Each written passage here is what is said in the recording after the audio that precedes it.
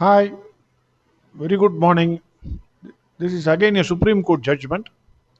The citation is Ferro Concrete Construction India Private Limited versus State of Rajasthan. Issue is an interesting issue when the contractual clause that bars the contractor from claiming any interest on any payment, arrears, or balance due to it.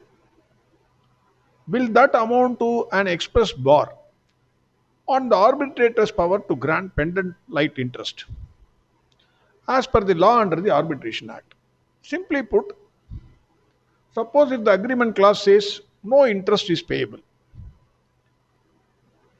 then will the arbitrator get power to grant pendente light interest under the Arbitration Act?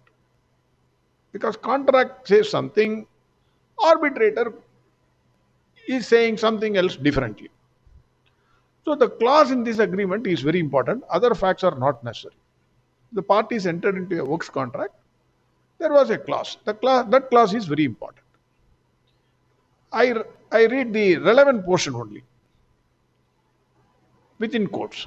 The contractor shall not be entitled to claim any interest upon any payment, any arrears, or upon any balance which may be found due to him at any time.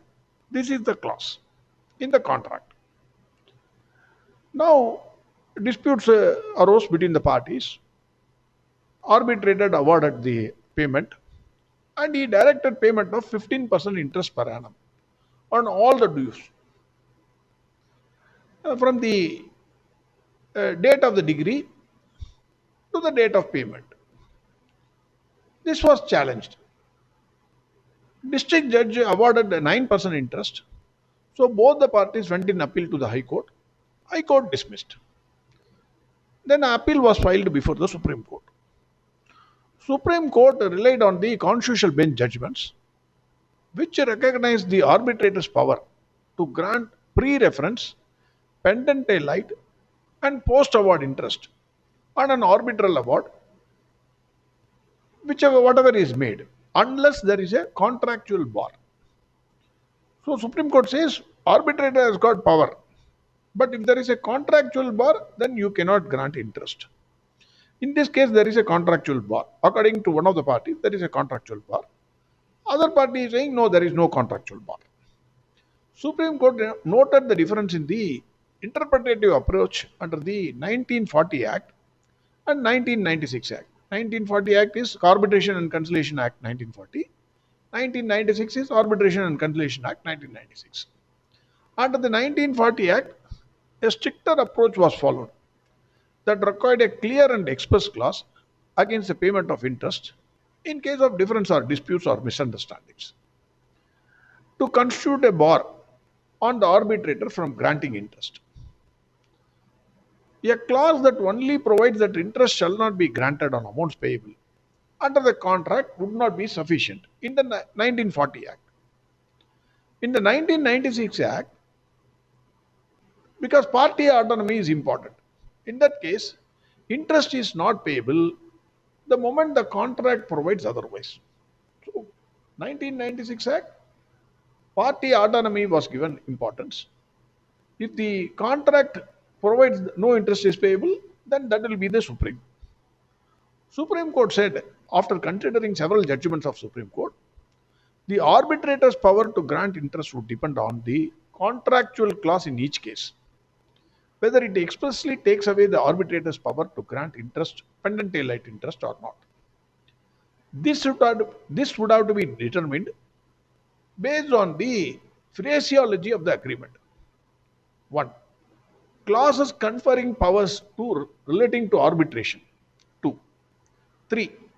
The nature of claim and dispute referred to the arbitrator. And 4. What items the power to award interest is contractually barred and for which period. All this should be taken into account. Simply you cannot decide. Everything should be taken into account. Further, a bar on award of interest for delayed payment would not be readily inferred as an express bar to award pendente lite interest by the arbitrator. I repeat this. This is very important. A bar on award of interest for delayed payment would not be readily inferred as an express bar to award pendente lite interest by the arbitrator. Applying the above principle, Supreme Court said the clause in the agreement does not expressly bar the award of pendente lite interest in the event of dispute or differences or misunderstandings between the parties. Hence, the Supreme Court held arbitrator has power to award pendente lite interest in this case, as there is no specific bar because the clause only says, again I repeat the clause, just two lines. The contractor shall not be entitled to claim any interest upon any payment, any arrears, or upon any balance, which may be found due to him at any time. It does not say, including any pendente lite interest or post award interest, etc., by the arbitrator.